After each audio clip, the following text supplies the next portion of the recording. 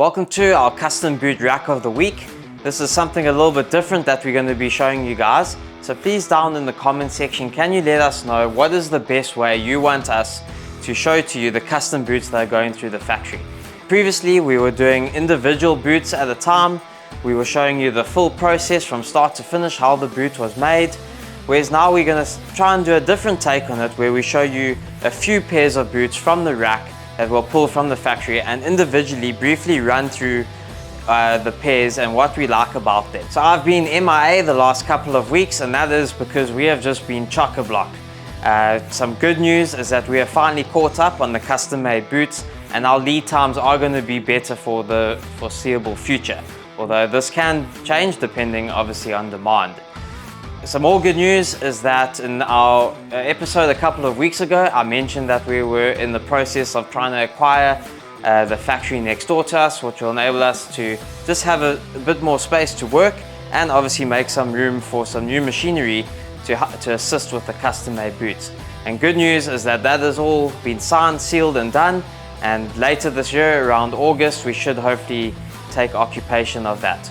Although the new machines and that is a whole new story, which will hopefully get up and going by the start to middle of next year. So boot number one, to the normal eye, it looks like just our standard AR8 boot, but once we dive into the specs, you're just gonna see how different this boot really is. So to start, our AR8 is normally a double lasted boot, means that there's full grain leather on the outside lined with a calf skin. This boot is a single lasted boot, which will make it a little bit more lightweight and will breathe a lot easier in hotter weather. The customer has also gone for no toe puff, so the toe is completely unstructured. And then another addition here is that he's asked for our JG sole, but in the softer rubber compound. So this is a bit of a touchy subject at the moment, and something I've also been working on here at the factory, and that is what compound of rubber are we going to be running our JG sole in. And the conclusion that we have come to is that we are going to revert back to our harder rubber compound, but use a better compound, if that makes much sense. So basically what we're going to be doing is reverting to the JG compound and just upping the quality of it, which just adds that slight bit of give to the sole, which will add a little bit of initial comfort while the sole will still have its longevity. Now, many of you that enjoy this softer rubber compound on the lug sole, do not worry, because rather than running the sole in two separate compounds and creating a bit of confusion, what we're going to be doing, and I did show you this in one of the previous episodes, is that we have developed a new wedge sole that has a more aggressive tread. And I've just spent a week in a pair of these boots walking around on a safari, and just a little sneak peek is that this will be our tire wedge sole, and we'll be running it in the same compound as our OR sole, which happens to be the same compound that we used on the JG sole, but this is going to have a much more aggressive tread, giving you that little bit of extra traction. It's also a slightly thicker sole, so it's going to give you a little bit more meat under feet. So this sole, we're putting the molds down at the moment, and hopefully by the end of this year we'll have a number of our boots available in stock on this sole option. Before I put this boot down, just another sneak peek is that this is actually a new pull-up leather that we have been working on. It's basically like our fudge leather, just with a lot more oil. So let me know your thoughts in the comment section, what you think of this leather. Just a bit of an idea for at the moment. Back to boot number one is that the boot you may see here has 3 D-rings before it goes into the speed hooks. Now this is just customer preference. One of the benefits to this, and instead of having an eyelet and a D-ring, is that you get a bit more of a looser fit above your instep. So if you have a high instep, this may be a good option, and then obviously the speed hooks is just for ease of putting the boots on and off.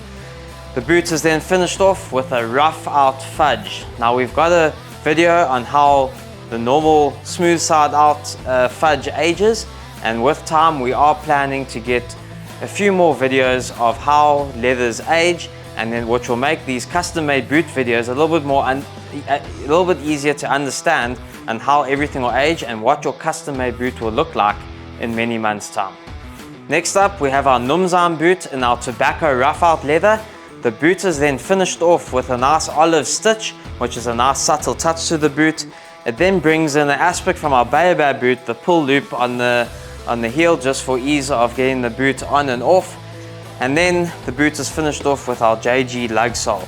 I think with time and wear, this tobacco rough out is going to get a great patina to it and develop quite a few shades depending on how the boot is worn. Numan boots have full leather midsole, leather lasting board, so there's a lot of leather that you're going to be standing on, and this is a boot that's going to give you many years of use. Boot number 3 is we have our legendary African Ranger boot. Now you won't see this, but it is double lasted with our JG sole on the JG last. So a nice wide fitting boot that is literally going to be built like a little tank. With the addition of our JG sole and the double lasting, this boot's going to be made to go many miles. One of the benefits of the boot being double lasted is it's going to improve the water resistant properties. Now it's not waterproof, but because there's that extra layer of leather that is tucked in under the lasting board, it almost forms a little sock around your foot. With the buffalo leather, a little bit of leather balm or beeswax, you're going to have a really good boot that's going to be able to keep moisture out for a good amount of hours. This is a great example, and to go back to our tire wedge sole, is that here you get the option of a rugged wedge sole that has the comfort of a softer rubber compound, or you could have the option of a lug sole in a slightly firmer rubber compound. So this is going to be a great addition to the range, and I hope you guys do enjoy the option of that sole that will fill the gap between the OR wedge and our JG lug. Our last custom of the day, and it was one that we did last week, is a Barefoot Stockman boot. Now we are getting quite a few requests for this, so we are considering adding some kind of variation of this to our range, but for now obviously only available in the custom boot department. The boot is double lasted, so the true barefoot enthusiast at first may find this boot a little bit firm and rigid, but I've actually worn a pair for a couple of hours earlier in this week, and with some time and wear, it really gets its flexibility back. So another great boot, finished off in our JG brown leather with our black anvil sole. And one thing about our JG leather is that it shines up really nicely, and being double lasted with the JG leather and its natural shiny finish, it is also going to keep water out for a good amount of hours.